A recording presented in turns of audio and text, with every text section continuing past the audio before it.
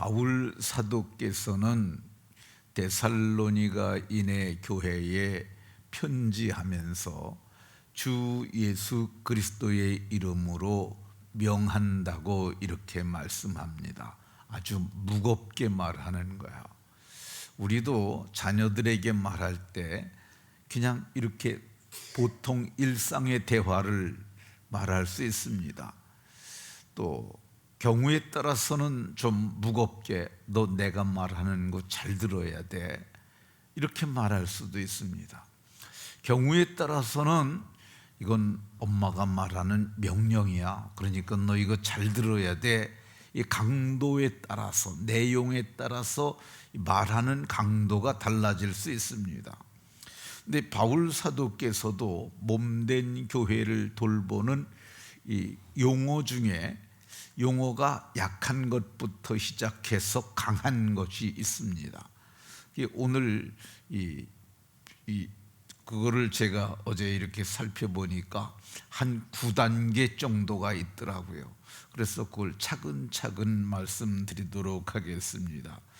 첫 번째, 빌레몬서에 보게 되면은 나는 내가 순종할 것을 확신함으로 네게 썼노니 내가 말한 것보다 더 행할 줄 알미라 이렇게 말했습니다.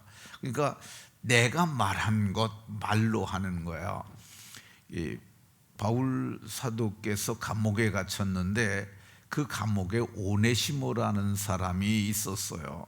근데 이게 얘기를 해보니까 이게 빌레몬의 집에 있던 노예예요. 빌레몬은 이 바울 사도가 복음을 전해주고 일꾼으로 세운 사람이에요. 그러니까 빌레몬은 자기 집에 있는 교회를 목회하는 그런 목양하는 장로였던 것으로 보여집니다. 근데 지금 그 집에서 종살이하던 오네시모가 감옥에서 전도를 해갖고 이 사람이 바울 사도의 신복이 됐어요. 그런데 그 노예가 그냥 노예가 아니고 빌레몬의 소유물을 가지고 도망한 것으로 보여집니다. 그러니까 회개할 것, 얘가 돈 훔쳐간 거 내가 나한테 얘기해라, 내가 갚아줄 테니까. 그러면서 네가 허락해주면 내가 이 노예를, 이 오네시모를 내게 두는데 전에는 노예, 종이었지만은 이제는 형제로 둘 자다 이렇게 하면서 내가 말하는 걸 좀 들어주려고 이렇게 얘기를 합니다. 이거는 이 말하는 거야. 편지긴 하지만은 이 말로 이렇게 말하는 것 볼 수 있습니다. 두 번째, 좀 더 강도가 있는 건데요. 디모데후서 2장 2절을 보게 되면 내게 들은 바를 충성된 사람들에게 부탁하라 이렇게 말씀합니다. 부탁하라고 얘기를 합니다. 그러니까 바울 사도께서 디모데에게 가르쳤어요. 디모데는 많은 증인들에게 가르쳤어요. 그들이 또 다른 사람들에게 가르치는데 너는 내게 들은 바를 충성된 이 증인들 앞에서 들은 것을 네가 또 다른 사람들에게 부탁하는데 충성된 사람들에게 부탁하라 이렇게 말씀합니다. 부탁이라는 용어를 썼습니다. 세 번째, 데살로니가 전서, 우리가 후서 보고 있잖아요. 전서 4장 10절에 보면 너희가 온 마게도냐의 모든 형제에 대하여 과연 이것을 행하도다. 형제들아 너희를 권하노니 더욱 그렇게 행하고 이렇게 말씀합니다. 이 권한다는 표현을 쓰는데 이 데살로니가인의 교회에 마게도냐에서 사람들이 왔어요. 근데 이 데살로니가 교회 성도들이 그 사람들을 믿는 형제라고 생각을 하니까 저들을 사랑했어요. 그리고 저들이 거처할 수 있는 처소도 마련해주고 함께 믿음으로 살아가도록 돌보는 거야. 그러니까 이거를 형제들아 너희를 권하니 더욱 그렇게 잘하는 거다. 서로 사랑하는 거 잘하는 거라고 이렇게 하면서 더욱 그렇게 하라고 권했습니다. 네 번째, 이 바울 사도가 명령한 것이 있습니다. 고린도전서 7장 10절에 보면 결혼한 자들에게 내가 명하노니, 결혼한 자들에게 내가 명하노니 여자는 남편에게서 갈라서지 말고, 이혼하지 말라는 거죠. 내가 너희에게 명한다고 말해요. 여기 내가는 사도죠. 사도께서 사도권을 가지고 명령을 하는 거예요. 내가 너희에게 명령을 하는데, 이 여자는 남편에게서 갈라서지 말고, 여자들이 이혼하지 말고, 남자도 여자를 버리지 말라고 명령합니다. 근데 거기에다가 이 성경에 보면 가로를 치고 명하는 자는 내가 아니라 주시라 이렇게 말씀하셨습니다. 그러니까 이혼하지 말라고 이렇게 명령한 것을 볼 수가 있습니다. 다섯 번째, 이 디모데전서 1장 18절을 보게 되면 아들 디모데야 내가 네게 이 교훈으로 명하노니 이렇게 말씀합니다. 이 교훈으로 명하노니, 그러니까 이 교훈이라는 말은 바울 사도께서 디모데에게 편지하는 거잖아요. 편지하면서 이 교훈, 내가 너에게 보내는 이 편지의 교훈으로 내가 명한다고 얘기를 합니다. 그러니까 오늘날의 의미로 본다면 이 성경의 말씀을 지키라고 명하는 거죠.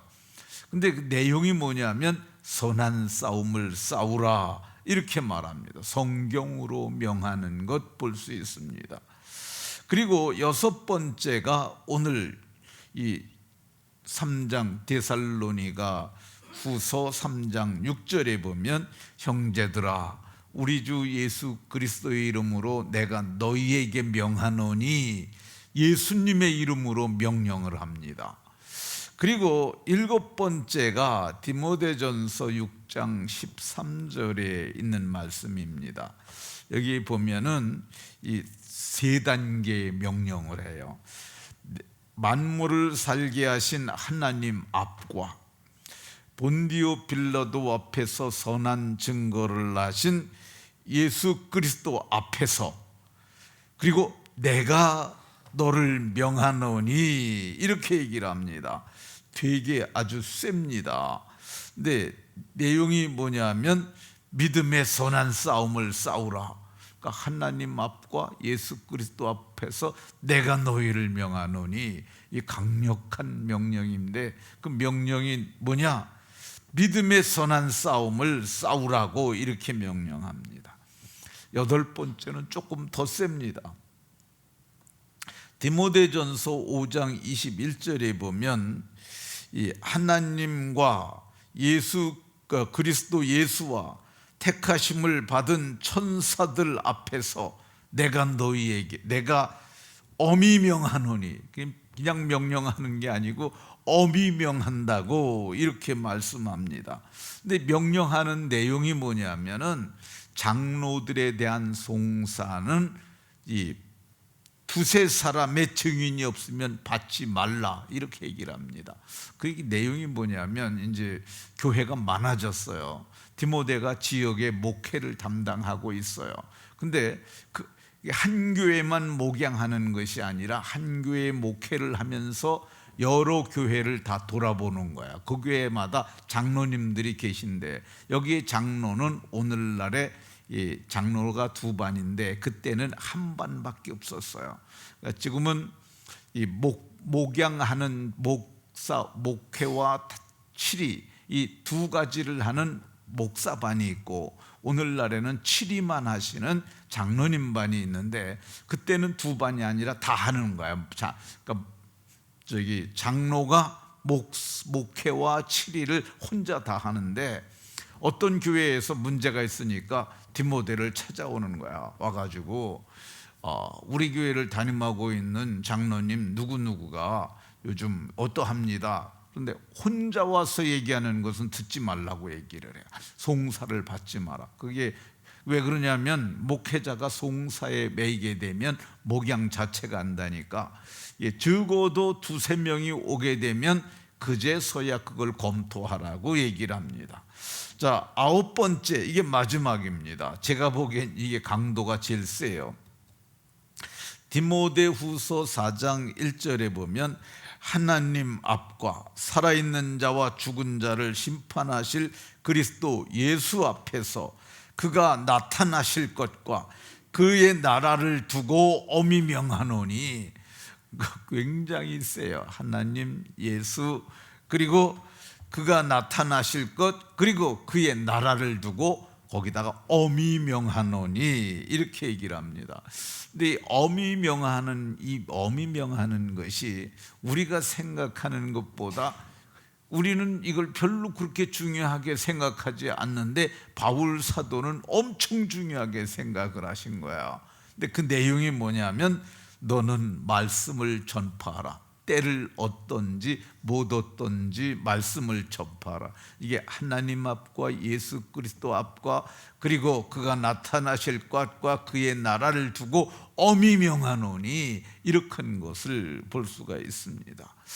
이 바울 사도는 이 성도를 이렇게 돌보고 교회를 돌보는데 9단계의 용어를 사용한 것을 볼 수가 있습니다. 오늘 보면은 이 바울 사도가 말씀하신 성교회를 돌보는 용어에 이게 6번째에 속하는 용어입니다. 오늘 우리가 살펴볼게. 그러니까 이제 상의 셋, 중의 셋, 하의 셋으로 본다면 중의 상에 속하는 이것이 오늘 6절의 말씀입니다. 우리 주 예수 그리스도의 이름으로 너희를 명하노니, 이렇게 말씀합니다. 이게 오늘 우리가 상고할 말이 예수 그리스도의 이름으로 명할 만큼 중차대한 것이라는 걸 말합니다. 오늘 말씀을 여기까지만 말하겠습니다. 말씀을 마치도록 하겠습니다. 바울 사도는 이 성도를 돌보는 용어 중에 이 사안에 따라서 중차대하게 명령을 하기도 하고 가볍게 말하기도 하는데, 우리가 오늘 이 말씀을 내일 살펴볼 건데요, 모두가 말씀을 마음판에 두고 바르게 행하는 은혜가 있으시기를 예수 그리스도의 이름으로 축원합니다.